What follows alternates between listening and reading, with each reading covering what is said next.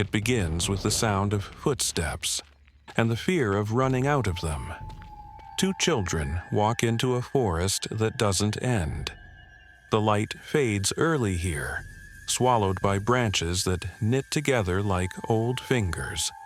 Snow drifts from a white sky, thick and slow, muffling the world until even their breathing feels too loud.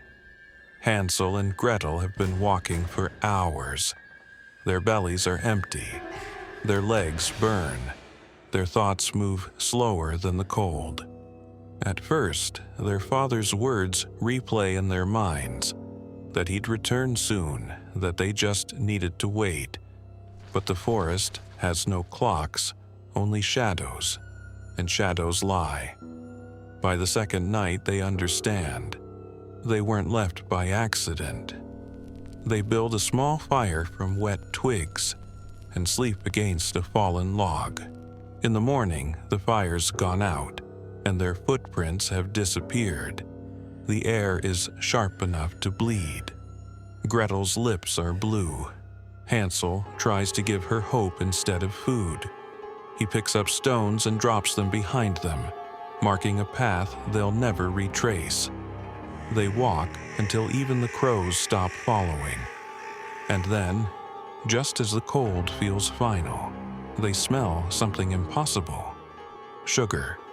It's faint at first, a trickle of scent through the trees. But once you smell sweetness and starvation, it owns you. It promises warmth, safety, home. They follow it, step by step, deeper into the dark. At the edge of a clearing, the forest breaks, and something shines. It's not snow, it's sugar, dripping from the eaves of a house that glows faintly gold in the fog. Walls made of gingerbread and spice, shutters like wafers, roof tiles that glisten with candied glaze. The smell is intoxicating. Butter, cinnamon, warm bread, a memory of a life that might have been. They don't run toward it. They stumble, dazed and unbelieving, like worshippers approaching a miracle. Hansel reaches first, breaks off a piece of the wall. It's real, sweet, soft against his cracked lips. Gretel laughs, the sound strange and small, and bites from the window frame. They eat until their hands tremble, until they forget that this shouldn't exist, until the hunger changes shape. And then, a sound, a hinge creaking, a low voice curling from the doorway like smoke. My, it says, who's nibbling at my house? The door opens. A woman steps out, gray hair, shawl around her shoulders, eyes so gentle they make you feel safe, like warmth given form. Come in, she says. You must be starving. And just like that, the forest's silence ends. Inside, it's warm. The air smells of bread and stew. The floor glows with firelight. She feeds them until their stomachs ache. Fresh milk, baked apples, thick slices of cake. Hansel eats with both hands. Gretel can't stop shaking. The woman hums while she cooks. Her voice cracks on certain notes. When the meal is done, she tucks them into soft beds. Feathers, blankets, dreams. For the first time in days, the children sleep. But in the middle of the night, Gretel wakes. Something isn't right. The fire's too hot, the air too heavy. She hears movement, slow, deliberate, and a whisper that isn't prayer. She turns. The woman is standing over Hansel. There's a smile on her face and a shadow in her hand. Gretel doesn't scream. She watches, frozen, as the old woman opens the iron door of the oven. The heat hits her face like breath.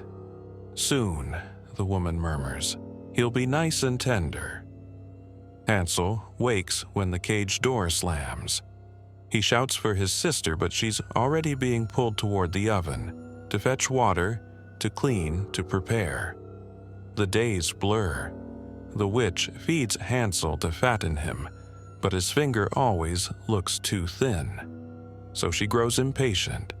She orders Gretel to climb inside to see if the oven is ready. Gretel pretends to misunderstand. "I'm not sure how, grandmother," she says softly. "Here, I'll show you." The woman snaps, leaning in. That's when Gretel pushes. The door slams. The woman screams, high, ragged, human. The fire roars, and for a moment the forest glows brighter than the sun. When it's over, Gretel opens the cage. Hansel steps out, blinking, half starved, half alive. They walk into the snow again, carrying the smell of smoke that never leaves. We tell this story as if it began in a forest, but it began in a famine. In the early 1300s, Europe's weather turned against it. Rain drowned fields for years. Crops rotted. Livestock starved. The Great Famine of 1315 claimed millions. The world grew small. Villages vanished. Trade collapsed. And the forests became both pantry and grave. When food ran out, people ate bark, grass, even the bodies of the dead. Church records whisper what the stories won't. In this world, Hansel and Gretel weren't lost, they were abandoned. Their parents weren't cruel, they were desperate. And the witch's house? It was a dream. The fantasy of a full stomach in a world that had forgotten the taste of sugar. The earliest versions of the story never called her magical. She was just a woman, alone, self-sufficient, perhaps with a bit of flour when others had none. But during famine, survival looks suspicious. When hunger turns communal, those who eat become enemies. In small towns, fear has always needed a face. The woman who lived at the edge of the woods, who baked when others starved, became that face. So when the famine ended and the witch trials began, her ghost lived on. Across Europe, especially in Germany, thousands of women were tortured, drowned, and burned for imagined crimes. They were midwives, healers, widows, all echoes of that same archetype. The witch in the forest wasn't the villain. She was the memory of every woman who lived through starvation and paid for it twice, once in life and once in story. Every object in this story is an artifact. The breadcrumbs weren't whimsy, they were a lifeline, a desperate way to mark a path when no one else would come looking. The oven wasn't just punishment. It was the only source of warmth in a frozen world. The gingerbread house wasn't temptation. It was hope, turned inside out. And the children? They survived not because they were innocent, but because they learned what innocence can't. How to act before it's too late. When the Brothers Grimm polished the tale in the 19th century, they kept the sugar and scraped away the horror. They wanted a story of cleverness, not starvation, of morality, not memory. But the hunger remained. It always does.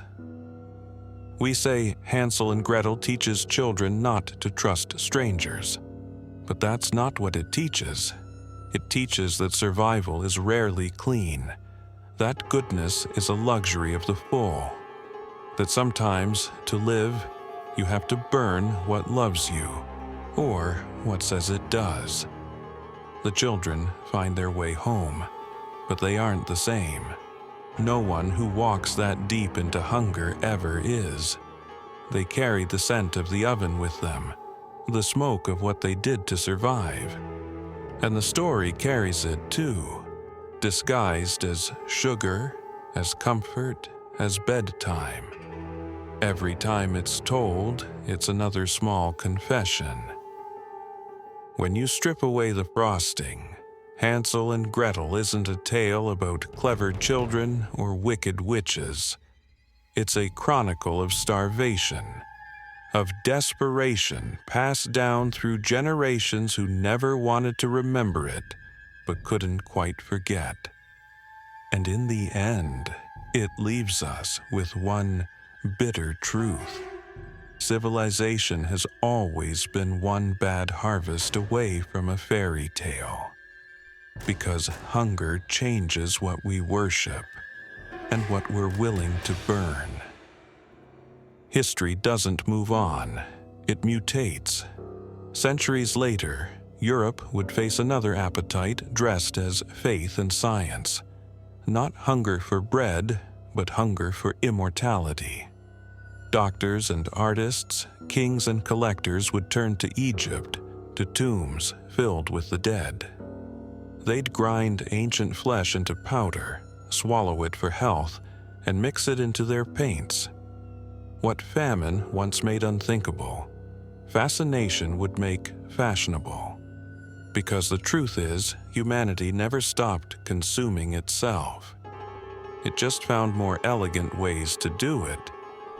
Next time on Lore&Ruin, the hidden horror behind Europe's mummy craze. When medicine, magic, and greed made the dead a luxury commodity.